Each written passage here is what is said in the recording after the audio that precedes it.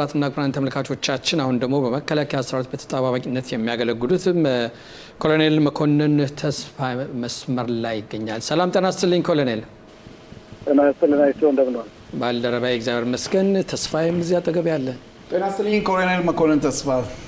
ጤና ይስጥልኝ ጋሽ ተስፋዬ እንደምነው አላችሁ? ዛሬ ሁለት ነን እንግዲህ። አይ ጥሩ ነው።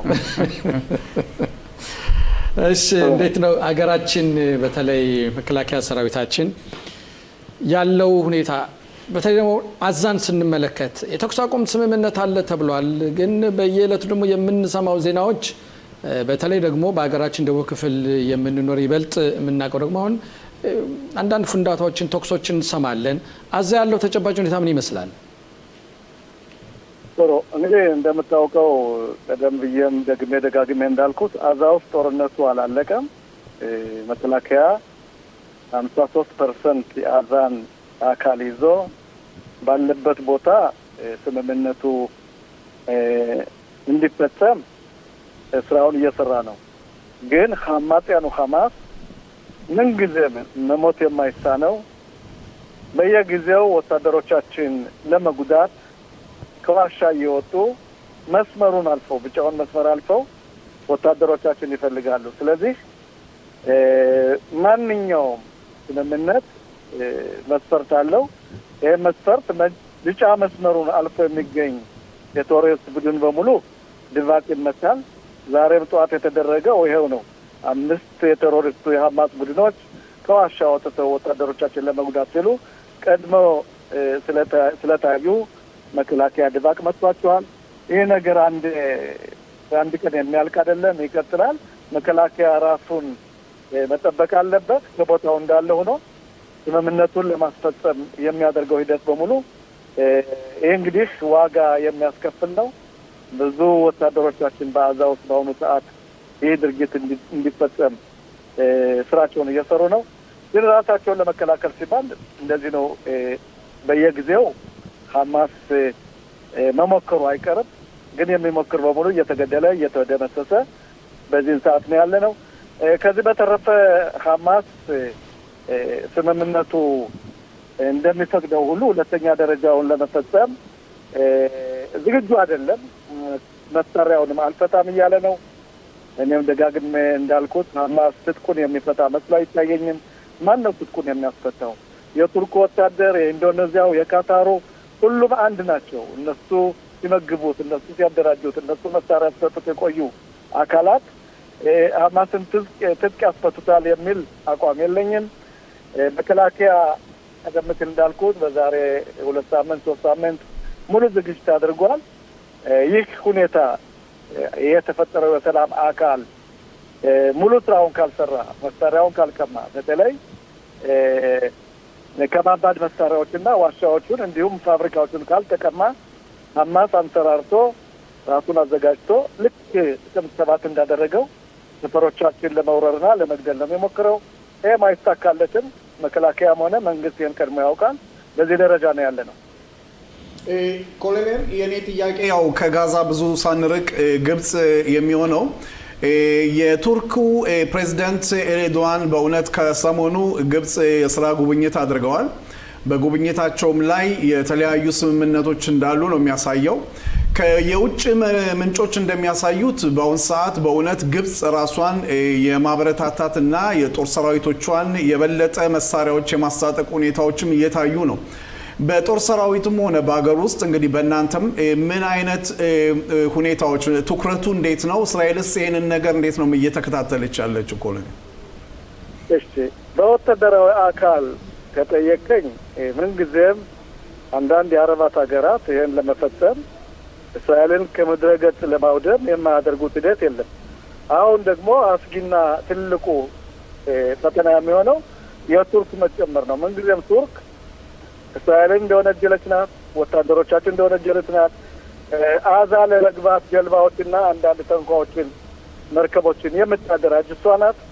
አሁን ደግሞ በግብጽ በኩል የተደረገው ስምምነት ምናልባት ውስጣዊ ሀገራቸውን ለማጠናከር ከሆነ መልካም፣ አለበዚያ ግን እንደተለመደው በ1967 ሞክረውታል 7 የአረባት ሀገራት እንደተለመደው ራሳቸውን አውድመው ለመመለስ እንጂ በመካከለኛው ምስራቅ ውስጥ ሀያላን ሀገር የምትባለው እስራኤል ናት።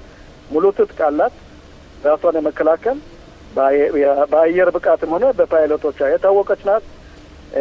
እንግዲህ የቀመስነው የሚያውቀው ባለፈው 5-6 ወርም እስከ ኢራን ራሷን ነዳጅ እየቀዳች ሂዳ የኢራንን መኮንኖች፣ የጦር መኮንኖች፣ ሳይንቲስቶች የኢራንን ባለስቲክ ፋብሪካዎች፣ ሚሳይሎች፣ ሌላም መከላከያ አካላትን አውድማ የመጣች ሀገር ናት። እንዲያውም ትራምፕ ነው ይችን ሀገር በሰላም እንድትቀጥል ያደረጋት እንጂ እስራኤል ሙሉ አቅሟን በተጠቀም ኑሮ ኢራንም በአሁኑ ሰዓት ከአሜሪካ ጋር ፉክክር አትገጥም ነበር። ስለዚህ እስራኤል በአሁኑ ሰዓት ከጥቅምት 7 ወዲህ ማርሹ ለውጣለች። ማርሹ የለወጠችው ምንም አይነት ትንኮሳ፣ ትዕግስት የለም። ሁሉም ነገር የምናየው በጦር ብቻ ሳይሆን ዲፕሎማሲ የመጣውንም በዲፕሎማሲ መቀበል እንችላለን። በጦር የመጣውን ደግሞ አጠፋ መልስ ለመስጠት መከላከያ ሙሉ ዝግጅት አድርጓል ማለት እችላለሁ። ኮሎኔል አሁን ምንም እንኳን በአዛው ሁኔታ ሌላ ተጨማሪ ጥያቄዎች ቢኖሩኝም ወደ ኋላ አካባቢ ልጠብቃቸውና ባልደረባይ ተስፋዬ በጀመረው የግብፅን ሁኔታ አሁን ከግብፅና በእስራኤል ድንበር እንግዲህ ሰሞኑን አንዳንድ የሚከሰቱ ክስተቶች አሉ። በተለይ እነዚህ ነጫጭ ቴንደር መኪናዎች የምንላቸው አሉና እስካሁን ድረስ ታይቶ በማይታወቀው መልኩ ያው ምንም ከድንበሩ ማዶ ቢሆንም የሚታዩበትኝ አጋጣሚ አለ። ሁላችንም እናስታውሰው ጥቅምት 7 2023 ክስተት ከመፈጸሙ በፊት ሐማስ እንደዚህ አይነት ነገሮች ሌሎች ትርኢቶች ልምምዶችንም እያደረገ ነበር። መከላከያ ዝም ብሎ የተመለከተው ሁኔታ ነበር። አሁን ሌላ ጥቅምት 7 2023 ሊደገም አይችልም ወይ? በግብጽ ያለው ሁኔታ አሁን ብዛት ያላቸው ነጫጭ እነኚህ መኪናዎች ቴንደሮች መታየቱ እንዴት ነው መከላከያ ይህን ጉዳይ የሚመለከተው? ይኸውልህ ይህን መከላከያ መልስ ሰጥቶበታል። በዛ በኩል የነበሩት ነጫጭ መኪናዎች የግብጽ ወታደራዊ አካል ልምምድ እያደረኩ ነው ብለው ተናግረዋል። በወታደራዊ አካልነት በግብጽም በኩል ስጋት አለባት። በተለይ ስጋቷ ደግሞ ምናልባት የአዛ ህዝብ ፈንቅሎ እንዳይገባና ሀገሯን ችግር ውስጥ እንዳይጥላት ነው። ያ ከሆነ መከላከያ የእኛ መከላከያና ወይም በደህንነቱ በኩል ጥብቅ የሆነ ግንኙነት አለ ከግብጽ ጋር በየቀኑ የሚለዋወጡበትና አንዳንድ ሁኔታዎች አሉ። ይህ የሚያሳየው የእስራኤል ድክመት ሳይሆን እስራኤል ይህን ነገር ታያለች። በሷ በኩልም በግብጽ በኩል የሚገቡ መሳሪያዎች እየተያዙና ምርምር እየተደረገባቸው ነው። ሁሉንም ቸላላል ነው። ከጥቅምት 7 በኋላ የኛ ደህንነት አካላት ምን ያህል ትኩረት እንሰጠዋለን ለዚህ ረክ ልንማር የምንችልበት ጉዳይ ያለ ይመስለኛል። ግብጽም በዚህ አጋጣሚ በግብጽ ጉዳይ ከጀመርንም ብዛት ያላቸው ጦር መሳሪያዎችን ከባባድ መሳሪያዎችን ወደ ሲናይ በረሃ የማስገባት ሁኔታ አለ። ይሄ ከስምምነቱ ከተደረሰው ስምምነት ጋር ሲታይ እንዴት ነው እስራኤልን የምትመለከተው? ለራሷ ሊያሰጋት አይችልም ወይ ጉዳይ? ይኸውልህ ግብጽ ከጥቅምት 7 ወዲህ ለእስራኤል መንግስትና ለእስራኤል መከላከያ አቤቱታ አቅርባ አንዳንድ ከባድ መኪናዎችን ወይም ወታደራዊ ግሬደሮችና እንዲሁም እንዴት ነው እነዚህ ለብድ የምንላቸውን እንዲያገቡ ተፈቅዶላቸዋል።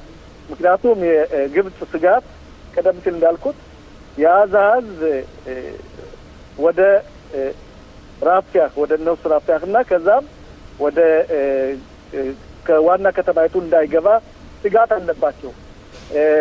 ሐማስን እነሱም እኛ እንደምንጠላው ሁሉ ሐማስን አይወዱትም። ምክንያቱም እንደምታውቀው ሐማስ በወንድማማቾች እስላማዊ ህግ የሚመራ ግብጽ ደግሞ በአሁኑ ሰዓት አሲሲ ወንድማማቾች እስላማዊ አካልን መፈንቅለ መንግስት አድርጎ እነሱን እስር ቤት አስገብቶ የገባ ነው። ስለዚህ ስጋቱ ምናልባት እነሱ ከገቡ ይህን ድርጊት ወይም ይህን አካል ሊያጠናክሩና መፈንቅለ መንግስት ያደርጉብኝ ይችላል የሚል ስጋት ስላለው ይህን አቤቱታ አቅርቦ በመንግስት በኩልም ተፈቀደለት ነው። በዛ በኩል እነዚህ መኪናዎች ለምን ታዩ ካልከኝ ግን ምርመራ እንደተደረገው ያው ራሱ ተናግረዋል። ራሴን ልምምድ እያደረግኩ ነው። ምናልባት ይህን ስምምነት ተከትሎ እንደሚባለውም አንዳንድ የግብጽ ትንቢት የሚሰጡም የአዛ ህዝብ እስከዚህ አመት መጨረሻ ድረስ ብዙ አዛ ወጥቶ ወደ ግብጽ ይወጣል የሚል አባባል አላቸው። ያን ለመቆጠር መስሎ ይታየኛል። በሌላ በኩል ግን የደቡብ እዝ መደበኛ ስራው ይህን ነገር መቆጣጠር ነው። በአሁኑ ሰዓት በብዙ ዘርፈ ብዙ በሆነ የመቆጣጠሪያ ካሜራዎች፣ ዜኮች በአየር ላይንም በአየር ኃይልም እየታገዘ ሁሉንም የመቆጣጠር ብቃት አለው። መዘጋጀት አለብን። ምን ጊዜም ቢሆን በአራቱም ማዕዘን ዝግጁት አለ። ሁልጊዜም ቢሆን የእስራኤል መንግስትም ሆነ የእስራኤል ወታደራዊ አካል አይተኛም። ከተለምዶም ስላየነው በአሁኑ ሰዓት ቸላ የሚባል ነገርም የለም። አዎ እንግዲህ እዚህ ላይ ወደ ኢራን ልውሰዶትና ኮሎኔል የኢራን መከላከያ ሚኒስትር በዛሬው ዕለት ትችት በሞላበት አነጋገራቸው የአሜሪካው ፕሬዝዳንት ዶናልድ ትራምፕ ስለ ጦርነት ብዙ ያወራሉ፣ ለምን ወደ ሰላም ድርድር ሁልጊዜ ይሄዳሉ፣ ጦርነት ካስፈለገ ለምን አያደርጉትም የሚል ንግግር ተናግረዋል። ይሄ ማለት ምንድን ነው? የትራምፕ ፍላጎት ቀደም ሲል ባለፈው ሳምንት እንዳልኩት ሰላም ለማምጣት ጦር መክፈት ብቻ ሳይሆን የተከፈቱ ጦሮችን ለመቋጨትና በአዛም ሆነ በኡክራይና የሚያደርጉትን ትግል ታያለ። በአሁኑ ሰዓት ግን የኢራን ኃላፊዎች፣ የኢራን መንግስታት፣ የኢራን ባለስልጣናት የሚሉት ምናልባት እኛ የማናውቀው ከስጋትም ሊሆን ይችላል። እንግዲህ ትራምፕ በአሁኑ ሰዓት በጠቅላይ ሚኒስትራችንም ሆነ በአንዳንድ የደህንነት አካላት ሙሉ መረጃ ተቀብለዋል። እንዲያውም ከአንድ ሰዓት በኋላ በአሁኑ ሰዓት መሰለኝ ትራምፕ አያቱላ ሁሜኒ ያሉበትን ቦታ የት እንደተደበቁ ይፋ ያደርጋሉ የሚል አባባል አለ። ያም ሊሆን ይችላል። እንግዲህ ነገሩ ወዲህ ነው። አንደኛ የመካከለኛው ምስራቅ እዝ ሴንትኮፕ የሚባለው የአሜሪካው ኃይል በመካከለኛው ምስራቅ ሙሉ ትጥቁን ታጥቆ ልምምድ እያደረገ ነው። ይህ ሁኔታ ወደ ጦር ይወስደናል ካልከኝ አዝማሚያው እንደዛ ነው። በዚህ በኩል እኛን የሚያሰጋ ነገር አለ ካልከኝ አለ። መከላከያ ግን ሙሉ ዝግጅት አድርጓል። ለምን ትራምፕ የጦርነት አዘገየት ካልከኝ ግን ማዘግየታቸው ምናልባት አንደኛ ለዓለም ጥሩ አስተያየት ይሰጣቸዋል። ሰላም መርጫለሁ፣ መስፈሮችን ከተሟሉ አንዳንድ ማዕቀብ የተደረገባቸውን ነገሮች በሙሉ መልቀቅ ይችላለሁ። በአሁኑ ሰዓት የኢራን ኢኮኖሚው የወደመባት ሀገር ብዙ ማዕቀብ የተደረገባት ናት። ያን ማዕቀብ ትራምፕ የሚለቁላቸው ከሆነ ኤሮፓ ነዳጅ መሸጥ የሚችሉ ከሆነ ሲንና ከተለያዩ ሀገሮች ነዳጅ የሚሸጡ ከሆነ ምናልባት ለኢራን ይህ ጥሩ መስሎ ታይቷል። ሁለት ነገሮችን ግን መሰረዝ አለ። ሶስት ነገሮችን፣ አንደኛ ኒውክሌር ፕሮጀክት የሚባለውን ማስወገድ አለባት። ሁለተኛ ሚሳኤል የሚባሉትን ወደ እስራኤል የሚደርሱና ወደ መካከለኛው ምስራቅ ስጋት የሆኑትን ማውደም አለባት። ሶስተኛ እነዚህ የእነሱ ፕሮክሲ የምንላቸው እንደ ሁቲም፣ እንደ ሀማስ፣ እንደ ሂዝባላ ያሉትን በገንዘብ ሆነ በመሳሪያ መደጎም የለባትም የምንለው ሶስቱን ነገሮች ይቀበላሉ አይመስለኝም። ኢራን አደገኛ ሀገር ናት፣ አስቻላይ ናት፣ ብዙ መሸወድ የምትችል ሀገር ናት። ለዛም ነው እነሱ ምናልባት አልሞት ባይ ተጋዳይ ትራምፕንም የሚሳደቡት። ለዛ መስሎ ይታየኛል። ግን መዘግየቱ ለእኛም ጥሩ ነው። አንደኛ የእኛ መከላከያ ኃይልና የአሜሪካ መካከለኛው ምስራቅ ያለው ሴንትኮፕ ሙሉ ዝግጅት እንዲያደርግ ጊዜ ይሰጠዋል። ሁለቱ ጥምር ኃይል ሆነው የኢራንን ሁኔታ ለወደፊት እንግዲህ በዚህ ሳምንት የሚሆን አይመስለኝም።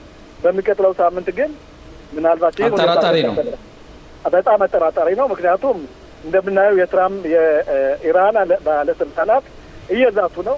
ደግሞ ትራምፕ የሚዛትባቸው ሰዎች አይደሉም። ትራምፕ እንዲያውም ከአንድ የሁለት የኢራን መንግስት እሳቸውን ለመግደል ብዙ ሁኔታ አድርገዋል። ስለዚህ ለመበቀል ብቻ ሳይሆን የሁሉ ጦር የሁሉ መርከብ የመጣው እንግዲህ ዝም ብሎ አይመለስም እያልክን ነው?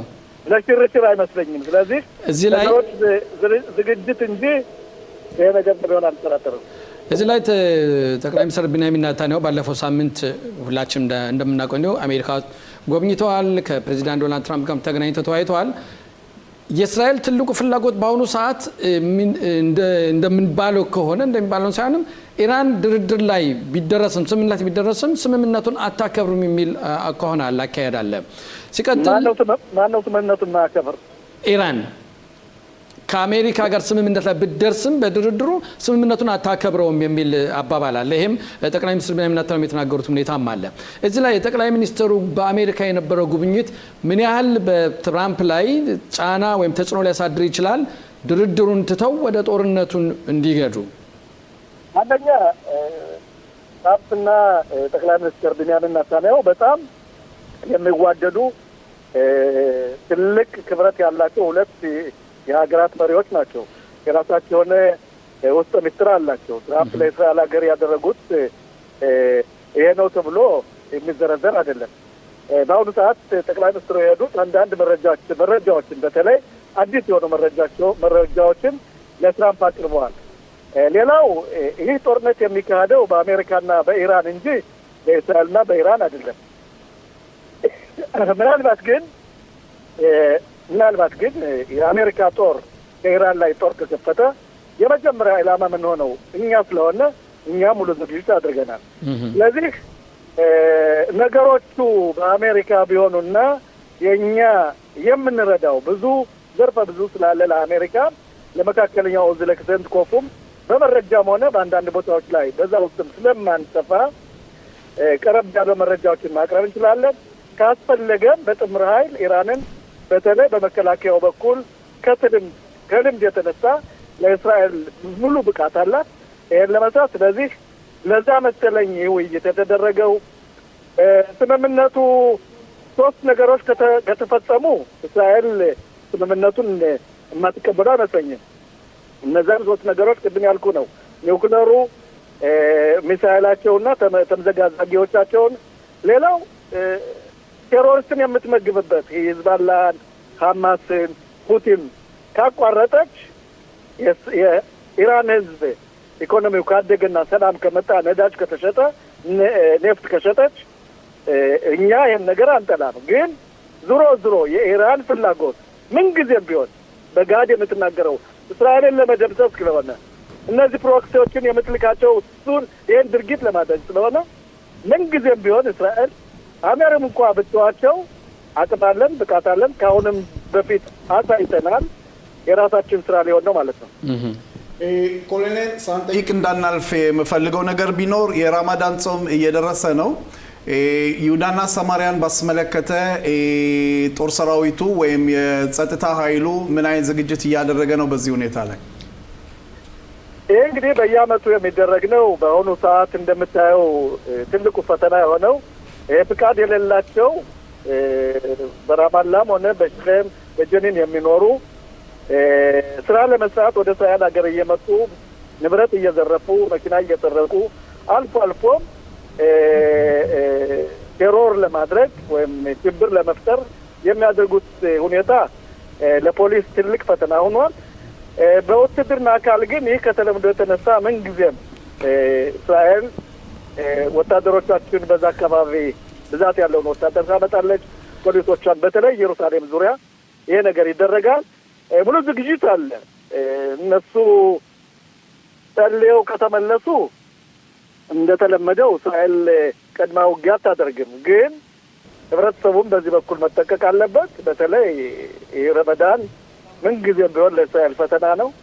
አንዳንድ በእኛ በኩል ያሉ ሰዎች ምናልባት በአራባየት መውጣት ይችላሉ። ነገሩ በቀላል በውጭም ሆነ ታግዞ እሳቶችን መቀጣጠል ይችላል። ትዕግስት ያስፈልጋል። ለእነሱም በዚህ አጋጣሚ ለአረባት ሀገራትም መልካም የረመዳን በዓል ማለት እፈልጋለሁ። በእስራኤልም ለሚኖሩ ለእነሱ። ኮሎኔል መኮንን ተስፋዬ ለሰጠን ሰፋ ላለ ማብራሪያ እጅግ በጣም ነው የምናመሰግነው። ጊዜ ይስጥልን። መልካም ቀን። እኔም በጣም አመሰግናለሁ። መልካም ቀን።